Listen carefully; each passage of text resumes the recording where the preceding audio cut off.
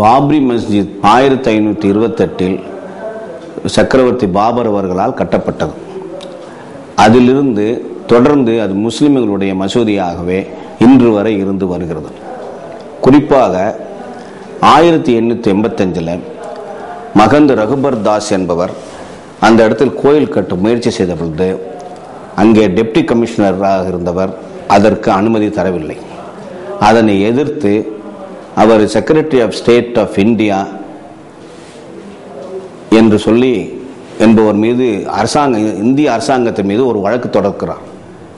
எனக்கு அந்த இடத்துல கோயில் கட்ட அனுமதி வேண்டும், ஏனென்றால் ஏற்கனவே அங்கு ராமர் கோயில் இருந்தது, இப்பொழுது அந்த இடத்தில் எனக்கு கோயில் கட்ட அனுமதி தர வேண்டும் என்று அவர் கேட்ட பொழுது அப்பொழுது இருந்த கோர்ட்டு 350 வருஷங்களுக்கு முன்னே நடந்த ஒரு பிரச்சனையை இப்பொழுது மறுபடியும் ரீஓபன் பண்ண முடியாது, எனவே சூட்டை டிஸ்மிஸ் பண்ணுகிறேன் என்று சொல்லி டிஸ்மிஸ் செய்துவிட்டு நீதிபதி மேலும் கூறியிருக்கிறார், மெயின்டைன் தி ஸ்டேட்டஸ் கோ, இப்போது என்ன நிலைமை இருக்கிறதோ அதை அப்படியே தொடர்ந்து கடைபிடிக்க வேண்டும் என்று சொல்கிறார். அப்படி என்றால் அங்கே மசூதி இருந்தால் மசூதியவே மெயின்டைன் பண்ணணும் என்று சொல்லியிருக்கிறார்.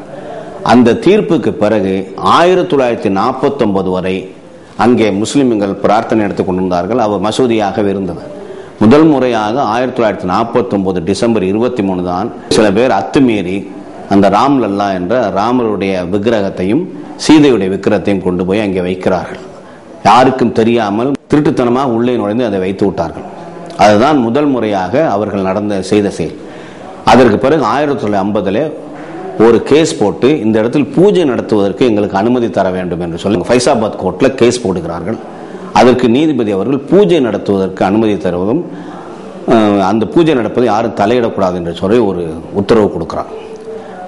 அதற்கு பிறகு மறுபடியும் பரமஹம்சா என்பவர் அந்த பூஜையை தொடர்ந்து நடத்துவதற்கு எங்களுக்கு அனுமதி வேண்டும் என்று கேட்டு இன்னொரு சூட்டு 1950 போடுகிறார்.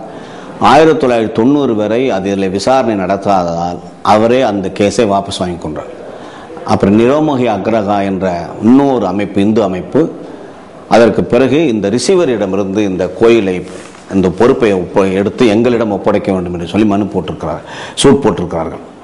4வது சூட்டு இந்த சுன்னி வக்ஃப் போர்டு போடுகிறார்கள். அவர்கள் தான் முதல் முறையாக 1961 இந்த இடம் எங்களுக்கு சொந்தம் என்று அறிவியுங்கள், எங்களுடைய உடைமையை காப்பாற்றுங்கள், ஃபார் டெக்ளரேஷன் அண்ட் பொசஷன் என்று சொல்லி அவர்கள் தான் சூட் போடுறார். இதற்கு முன்னே இந்து மதவாதிகள் போட்ட எந்த வழக்கிலும் இந்த இடம் எங்களுக்கு சொந்தம் என்று அறிவியுங்கள் என்று அவர்கள் கேட்கவில்லை.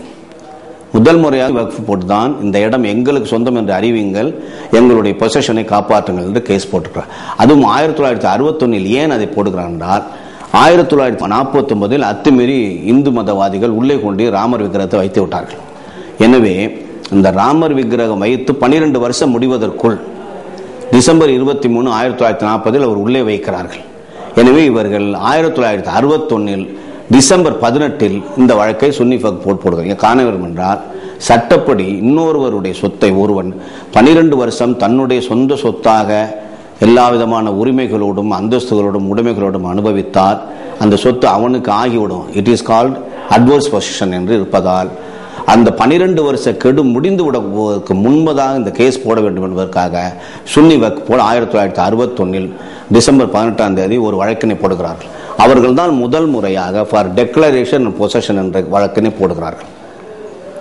அதற்கு பிறகு மறுபடியும் ராமரை ஒரு பார்ட்டியாக சேர்த்து இந்த இடம் எங்களுக்கு சொந்தம் என்று அறிவிங்கள் என்று கேஸ் போடுகிறார்கள். இதுதான் இந்த வழக்குகள் இங்கே நடந்தது. இப்படிப்பட்ட வழக்கிலே எந்த சட்டத்தினுடைய அடிப்படையிலும் இல்லாமல், வரலாற்றின் அடிப்படையிலும் இல்லாமல், அகழ்வாராய்ச்சியின் அடிப்படையும் இல்லாமல், நேர்மையின் அடிப்படையில் இல்லாமல், உண்மையின் அடிப்படையில் இல்லாமல், வரலாற்று அடிப்படையில் இல்லாமல், வெறும் ஃபெய்த்தை மட்டுமே வைத்து இந்த 3 நீதிபதிகள் தீர்ப்பு கூறியிருக்கிறார்கள். இது சட்டத்துக்கு புறமான தீர்ப்பு, நீதிக்கு புறமான தீர்ப்பு, உண்மைக்கு புறமான தீர்ப்பு, வரலாற்றுக்கு புறமான தீர்ப்பு என்பது என்னுடைய அட்வொகேட் என்ற முறையில் இது என்னுடைய கருத்து. இதில் எந்த மாற்றம் இருக்காது. 2வது முறையாக பாரதிய ஜனதாவை 1989 அவர்கள் நடத்திய எக்ஸிக்யூட்டிவ் கமிட்டியிலே நம்பிக்கையின் அடிப்படையில் தான் நாங்கள் ராம ஜென்ம பூமியை கேட்கிறோம், இதை பற்றி தீர்ப்பு கூறுவதற்கு கோர்ட்டுக்கு அதிகாரம் கிடையாது, கோர்ட்டு இதை தீர்ப்பு கூற முடியாது, ஏனென்றால் நம்பிக்கையின் அடிப்படையில் தான் நாங்கள் ராம ஜென்ம பூமி என்று சொல்கிறோமே ஒழிய இதை கோர்ட்டினுடைய தீர்ப்புக்கு விடக்கூடாது. மாறாக அரசாங்கம் முஸ்லிம்களிடம் பேசி அந்த இடத்தை எங்களுக்கு பெற்றுத்தர வேண்டும் என்று கேட்கிறார்கள். அப்படி இல்லை என்றால் அரசாங்கம் சட்டத்தை நிறைவேற்றி அந்த இடத்தை எடுத்து தர வேண்டும் என்று தீர்மானமே போட்டிருக்காங்க. அப்போ அதிலிருந்து பிஜேபியுடைய கருத்து என்ன? கோர்ட்டு இதில் தலையிட்டு தீர்ப்பு கூற முடியாது. காரணம் என்றால் கோர்ட்டு தீர்ப்பு கூறுகிற அளவுக்கு எந்த விதமான ஆதாரங்களும் இல்லை, நம்பிக்கை தான் அடிப்படை என்று சொல்லிடுறாங்க. பிறகு ஏஜி அட்வொகேட் ஜெனரல் கேட்டார் என்பதற்காக இந்த ஃபசியாபாத் கோர்ட்டில் இருந்த டிஸ்ட்ரிக்ட் கோர்ட்டில் இருந்த அத்தனை கேஸ்களையும் அலகாபாத் ஹைகோர்ட்டுக்கு மாற்றுகிறார்கள். மாற்றிய பிறகு அலகாபாத் ஹைகோர்ட்டு உத்தரவு போடுகிறது, இங்கே ஒரு ஆர்கியாலஜிக்கல் சர்வே ஆஃப் இந்தியா அகழ்வாராய்ச்சி செய்ய வேண்டும், அது அகழ்வாராய்ச்சி செய்யுங்கள் என்று சொல்கின்ற பொழுது அப்பொழுது பிஜேபி கவர்மெண்ட் நடந்து கொண்டிருக்கிறது. எனவே அந்த அதிகாரி என்பவர் அந்த பிஜேபி அரசாங்கத்துக்கு உட்பட்டவர். அவர் கொடுக்கிற ஒரு ரிப்போர்ட் அது சரியான ரிப்போர்ட்டாக இருக்காது.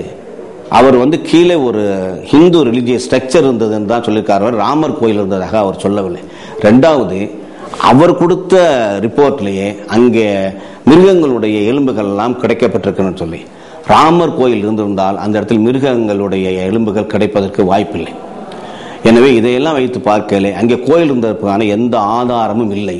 நீதிபதிகளும் அந்த அகழ்வாராய்ச்சி ரிப்போர்ட்டை அடிப்படையாக வைத்து இந்த தீர்ப்பை கூறவில்லை, மாறாக நம்பிக்கையும் ஃபெய்த் அண்ட் பிலீஃபை அடிப்படையாக வைத்து இந்த தீர்ப்பினை கூறியிருக்கிறார்கள்.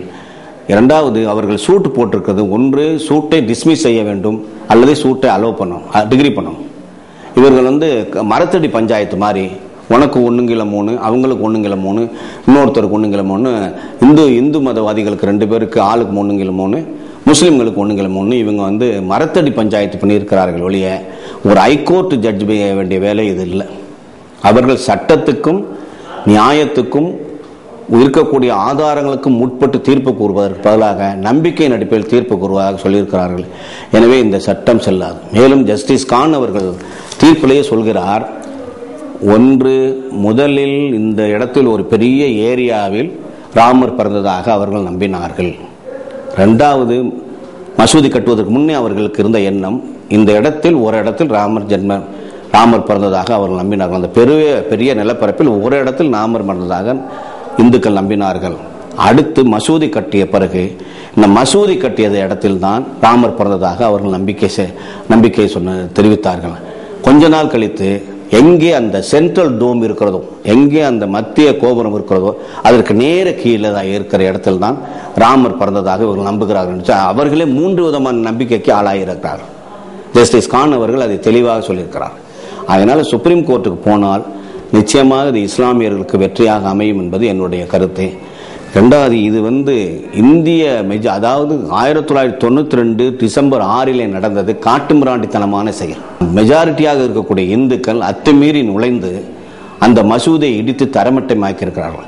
இந்த நீதிபதிகள் 3 பேருமே அந்த மசூதியை இடித்து தரமட்டமாக்கியது காட்டுமிராண்டி செயல், அது கண்டிக்கத்தக்கது என்று தங்களுடைய தீர்ப்பிலே சொல்லவில்லை. அதற்கு மாறாக அவர்கள் செய்த அந்த அத்துமீறிய செயலை, அந்த சட்டத்துக்கு புறம்பான செயலை, அந்த நியாயத்துக்கு புறம்பான செயலை அங்கீகரிக்கிற விதத்தில் இன்னைக்கு அவர்களுக்கு 1/3 என்று கொடுத்திருக்கிறார். இது மிகவும் கண்டிக்கத்தக்க விதமான தீர்ப்பு. அதாவது இந்து பெரும்பான்மையினருக்கு பயந்து இந்த தீர்ப்பு கொடுத்தது போல் தெரிகிறது. இதிலிருந்து ஒன்று என்ன தெரிகிறது என்றால், இந்திய நாட்டு கோர்ட்டுகளில் மைனாரிட்டிகளுக்கு சரியான தீர்ப்பு கிடைக்காது என்பது தெளிவாகிறது. எனவே இதை உச்சநீதிமன்றத்தில் வழக்கு அப்பீல் தொடர்ந்து அதை முடிவு செய்ய வேண்டும். ஜஸ்டிஸ் கான் அவர்களே சொல்கிறார்கள், என்னுடைய தீர்ப்பு இறுதி தீர்ப்பு அல்ல, இறுதி தீர்ப்பு சுப்ரீம் கோர்ட்டில் தான் வரப்போகிறது என்று அவர் சொல்லியிருக்கிறார்.